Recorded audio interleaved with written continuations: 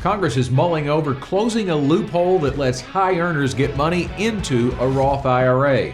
Why they are targeting the so-called Backdoor ROTH in this week's fastest 4 minutes in finance.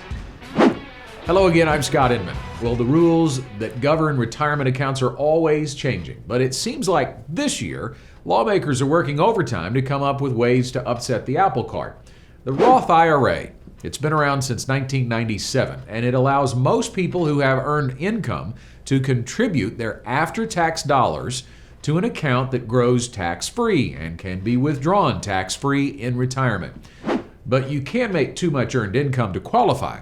In 2021, too much is $125,000 adjusted gross income for single tax filers, or $198,000 if married filing jointly. There is a workaround, though, for these high earners. It is called the Backdoor ROTH.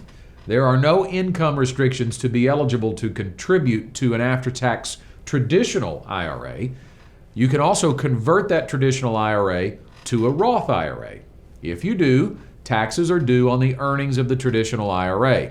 However, if you contribute to that traditional IRA and then immediately convert the funds without investing them, there really aren't any earnings. Now, there are some other factors to consider before knowing if this is right for you, and you should certainly consult your financial advisor to find out more about it. But you should probably do that sooner rather than later. Democratic lawmakers are considering banning that kind of Roth strategy starting next year, and it's unclear how many Americans it would impact. It is a fairly common strategy that is employed in certain circumstances, but it is clear that Democrats are leaving no stone unturned in looking for ways to fund President Biden's $3.5 trillion American Families Plan.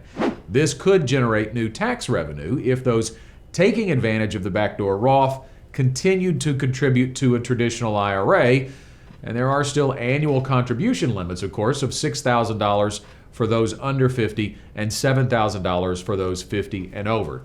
So it remains to be seen. The turmoil over Roth accounts was apparently started over media reports that PayPal co-founder Peter Thiel grew his Roth IRA to billions of dollars in 2 decades because of the types of investments he made.